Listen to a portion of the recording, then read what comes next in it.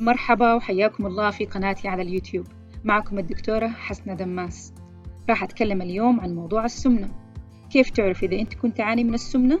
كيف تقيس كتلة الجسم؟ وإيش هي الأرقام الطبيعية؟ إيش مسببات السمنة؟ وإيش هي المضاعفات المحتملة اللي مريض السمنة بيكون معرض لها؟ وكالعادة قبل زيارتك للدكتور، إيش هي المعلومات اللي لازم تتعرف عليها؟ وإيش تتوقع من زيارتك للعيادة؟ كل هذه المعلومات وغيرها راح أناقشها اليوم. ولا تنسوا إذا عجبكم الفيديو تعطوني لايك، شاركوا الفيديو مع الأهل والأصحاب، فعلوا جرس التنبيهات علشان توصلكم الفيديوهات أول بأول. تابعوني لآخر الفيديو ويا هلا وسهلا. تعتبر السمنة من الأمراض المعقدة، وهي عبارة عن زيادة نسبة الدهون في الجسم أو زيادة كتلة الجسم عن المستوى الطبيعي. السمنة عادة تكون نتيجة عدة عوامل مشتركة، منها عوامل وراثية وأخرى مكتسبة زي نمط الغذاء الغير صحي وقلة النشاط البدني. ليش السمنة مهمة؟ لأنها بتزيد من خطر الإصابة بأمراض ثانية أو مشاكل صحية أخرى زي أمراض القلب، ارتفاع ضغط الدم، مرض السكري، وبعض أنواع السرطانات والعياذ بالله. ولازم نعرف إذا قدرنا ننقص وزننا حتى لو بنسبة بسيطة راح يساعد في التقليل من الإصابة بالأمراض الأخرى. راح نتكلم بالتفصيل عن هذه النقاط في الدقائق الجاية. كيف يتم تشخيص السمنة؟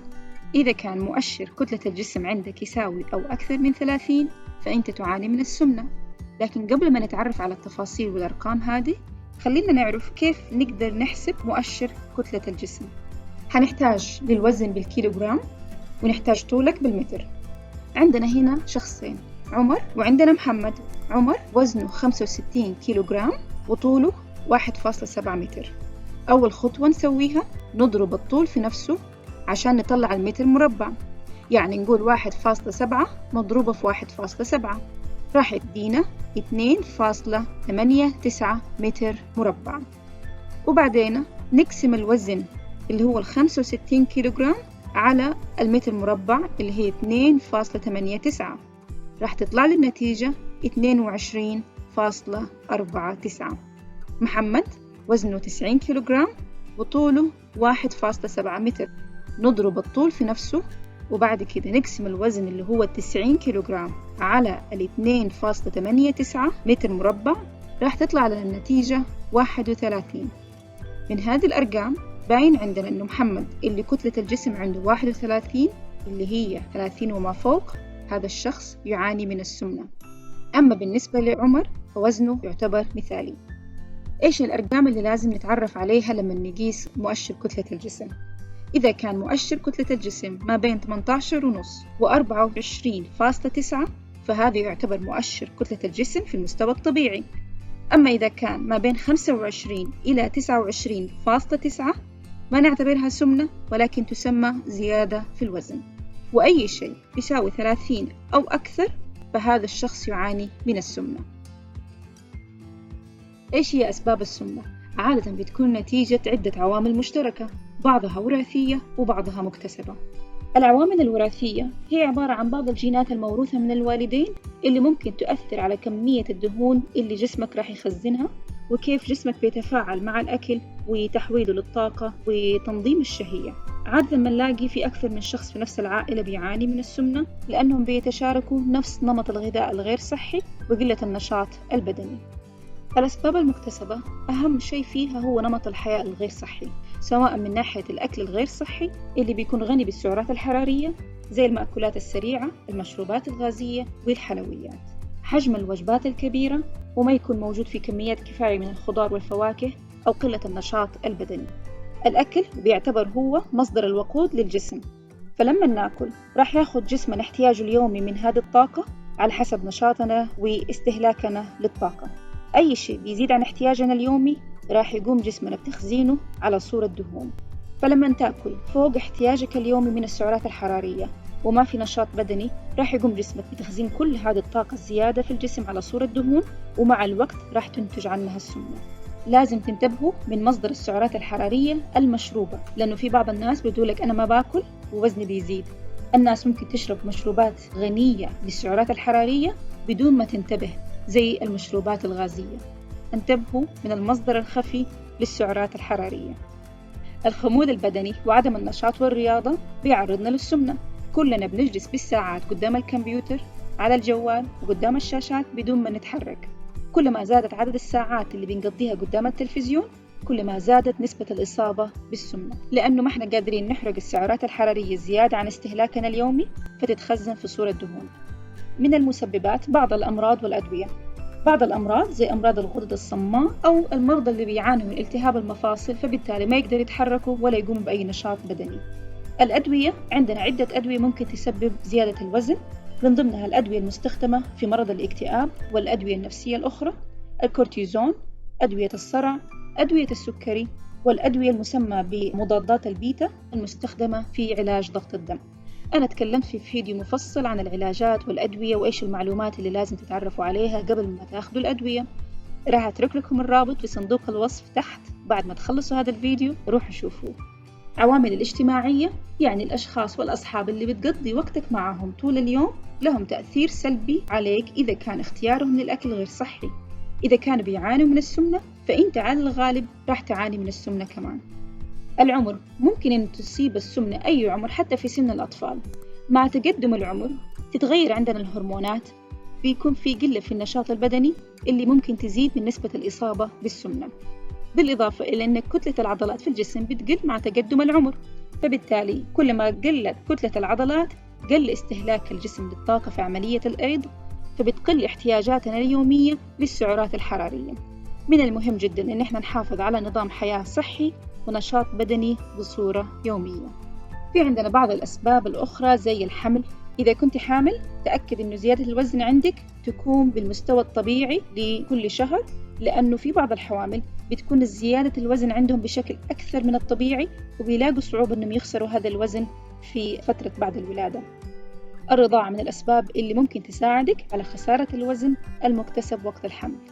قلة النوم أو النوم بشكل أكثر من الطبيعي ممكن يؤدي إلى تغيرات في الهرمونات اللي ممكن تزيد من شهيتك للأكل، بالذات الأكل الغني بالكربوهيدرات والسكريات. الضغوطات النفسية والقلق ممكن تأثر على الوزن، فبالتالي اللي دائما بيكون عندهم ضغوطات نفسية عندهم ميلان أكثر للأكل الغير صحي واللي بيكون غني بالسعرات الحرارية أوقات الضغوطات النفسية. لازم ننتبه، إذا أنت من الأشخاص اللي حاولت أنك تخسر وزنك بشكل سريع باتباعك نظام غذائي صارم، ممكن أنك تخسر الوزن بسرعة، لكن اللحظة اللي توقف فيها هذا النظام راح تزيد عندك كتلة الجسم مرة ثانية أكثر من السابق. ليش مهم أن احنا نعالج السمنة؟ لأن السمنة ممكن تعرض الشخص للإصابة بأمراض أخرى ومشاكل صحية ثانية. راح أذكر لكم بعض هذه المشاكل الصحية. السمنة ممكن تسبب أمراض القلب والسكتات الدماغية، لأن السمنة ممكن تعرض الشخص للإصابة بارتفاع ضغط الدم، ارتفاع في مستوى الكوليسترول والسكري. هذه كلها عوامل خطر الإصابة بأمراض القلب والسكتات الدماغية. أنا تكلمت في فيديو سابق بالتفصيل عن مرض ارتفاع ضغط الدم، راح أترك لكم اللينك في صندوق الوصف. مرض السكري من النوع الثاني، بتزيد السمنة من حصول حالة تسمى مقاومة الإنسولين، لأنها بتأثر على طريقة تعامل جسمك مع الإنسولين والسكر. بعض أنواع السرطانات بتزيد في المرضى اللي بيعانوا من السمنة، مثال عليها مرض سرطان عنق الرحم، بطانة الرحم، المبيض، الثدي، القولون، سرطان المريء، الكلى والبروستات، المرارة والبنكرياس والعياذ بالله. أمراض الجهاز الهضمي بتزيد في المرضى اللي بيعانوا من السمنة، بيكون عندهم الإصابة بالحرقان، ارتجاع المريء، أمراض المرارة وتراكم الدهون على الكبد من المشاكل الصحية اللي بيعانوا منها. أمراض النساء والخصوبة، السمنة ممكن تسبب العقم سواء للرجال أو للنساء. المرضى المصابين بالسمنة أكثر عرضة من غيرهم للإصابة بانقطاع التنفس عند النوم. الوزن الزايد بيزيد الضغط على المفاصل زي الركب، بيؤدي إلى التهاب وخشونة في المفاصل. السمنة بتأثر على نوعية الحياة للشخص المصاب، عادة ما يقدر يستمتع بالحياة بصورة عامة، وبيكون معرض للإصابة بالإحباط، الشعور بالذنب، الانعزال عن المجتمع، وعدم المقدرة على الإنتاجية في العمل. إيش تتوقع لما تزور الدكتور في العيادة؟ إحنا نحتاج نشخص إنه عندك سمنة وإيش هي مسبباتها. راح تنقسم الزيارة لثلاث أشياء مهمة: أخذ التاريخ المرضي بالتفصيل، فحص السرير العام، ونطلب شوية فحوصات وتحاليل. راح أديكم شوية تفاصيل عن كل نقطة. التاريخ المرضي بالتفصيل، راح يراجع دكتورك وزنك في الشهور السابقة، إيش هو نشاطك البدني اليومي؟ إيش هو نظام التغذية اللي أنت ماشي عليه؟ نوعية الأكل اللي بتاكله؟ الكمية؟ وكيف شهيتك للأكل؟ هل بتعاني من أي أمراض أخرى؟ وهل في أي أدوية ماشي عليها أو لا؟ هل في شيء آخر بتشتكي منه؟ وإيش هو التاريخ المرضي للعائلة؟ هل حياتك اليومية تأثرت بسبب السمنة؟ إيش حاولت تسوي قبل كده عشان تخسر الوزن؟ وإيش هي الحمية والأدوية اللي كنت ماشي عليها؟ إيش هي أهدافك لخسارة الوزن؟ وهل أنت جاهز ومستعد إنك تبدأ هذه الرحلة علشان تخسر الوزن أو لا؟ إيش تتوقع الشيء اللي راح يمنعك ويكون عائق في طريقك إنك تكمل خسارة الوزن؟ الفحص السريري العام بناخد فيه الوزن والطول زي ما تكلمنا في البداية علشان نقدر نحسب كتلة الجسم. إذا كان يساوي أو أكثر من 30 فأنت بتعاني من السمنة، وكل ما زادت الكتلة عن 30 كل ما زادت معها المخاطر الصحية عليك. راح يقيس لك الدكتور محيط البطن. الدهون عادة ما يتم تخزينها في الجسم حوالين محيط الخصر، هذا اللي احنا نسميها دهون البطن أو دهون الكرش. كل ما زادت هذه الدهون عن المستوى الطبيعي بتزيد معها من خطورة الإصابة بأمراض القلب والسكري. كم هي الأرقام الطبيعية؟ في النساء محيط الخصر المفروض ما يزيد عن 89 سنتيمتر، وفي الرجال ما يزيد عن 102 سنتيمتر.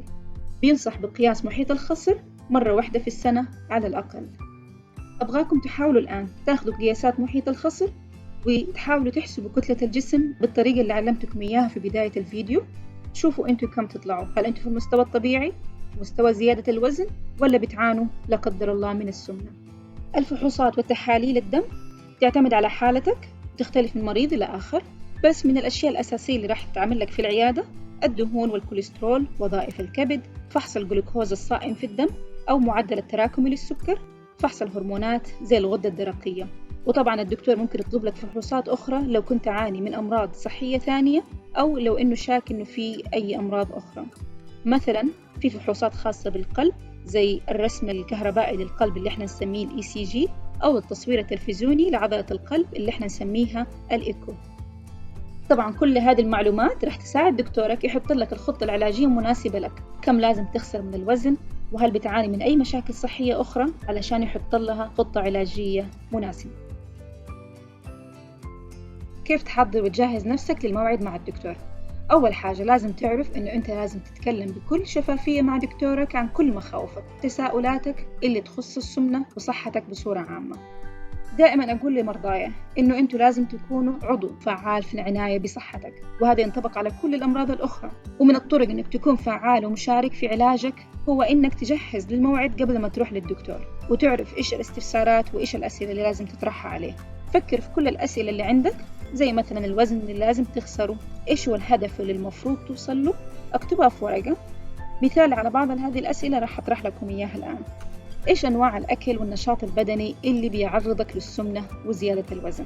كيف ممكن نتغلب على الصعاب اللي بتواجهك علشان تقدر تخسر الوزن؟ هل أنا عندي أي مضاعفات سببها السمنة؟ هل أحتاج أشوف أخصائي آخر؟ هل أحتاج أشوف أخصائي تغذية؟ هل أحتاج أشوف معالج سلوكي عنده خبرة في مساعدة الأشخاص على خسارة الوزن؟ إيش هي العلاجات المتوفرة لعلاج السمنة؟ وإيش هي الأمراض الناتجة عن السمنة؟ هل راح أحتاج إلى أي تدخل جراحي؟ وكالعادة لا تنسى تبلغ دكتورك إذا بتاخذ أي أدوية موصوفة لك أو اللي بتاخذها من نفسك من الصيدلية، أي فيتامينات أو أي أعشاب. إيش ممكن أسوي من اليوم قبل ما أحجز موعدي مع الدكتور؟ أباكم تجيبوا مفكرة أو دفتر وتكتبوا فيه كل أكلكم اللي بتستهلكوه في اليوم الواحد، إيش بتاكلوا، نوعيته، كمية الوجبات اللي بتاكلوها، وإيش هو النشاط البدني اللي بتبذلوه في هذا اليوم. تكتبوا كم خطوة مشيتوا في اليوم. في عندكم ساعات رياضية متوفرة كثير بتساعدكم تحسبوا فيها النشاط البدني. تبدأوا بتغيير النمط الغذائي من اليوم، كثروا من أكل الفواكه والخضار وتقللوا من كمية وحجم الأكل اللي بتاكلوه، تبتعدوا عن الوجبات السريعة وعن المشروبات الغازية. زيادة النشاط البدني كل يوم، أبدأ بالتدريج وكل كم يوم ممكن تزيدوا المدة. يعني مثلا ممكن تمشي اليوم 10 دقائق لعدة أيام وبعدها تزيدها تمشي ربع ساعة، ومع الوقت ممكن تزيد المدة اللي بتمشي فيها لنص ساعة. ولكن إذا كنت تعاني من أي مشاكل صحية أخرى وعمرك فوق سن 40 سنة للرجال أو فوق سن 50 سنة للنساء، أفضل أنكم تنتظروا حتى موعد العيادة قبل ما تقوموا بأي نشاط بدني علشان نتأكد من سلامتكم وعدم وجود أي مانع طبي لقيامكم بالرياضة، وقدامكم العافية. كانت هذه بعض المعلومات المهمة اللي تخص السمنة، أتمنى أنكم تكونوا استفدتوا منها وعرفتوا كيف تقيسوا مؤشر كتلة الجسم لكم. راح نستكمل الحديث عن السمنة في الفيديوهات القادمة. لا تنسوا الاشتراك في القناة، تفعيل جرس التنبيه علشان توصلكم الفيديوهات أول بأول، وتعطوا هذا الفيديو إعجاب. شاركوا مع الأهل والأصحاب. أنا أشوفكم إن شاء الله المرة الجاية في الفيديو القادم. تابعوني ودمتم بصحة وسلامة.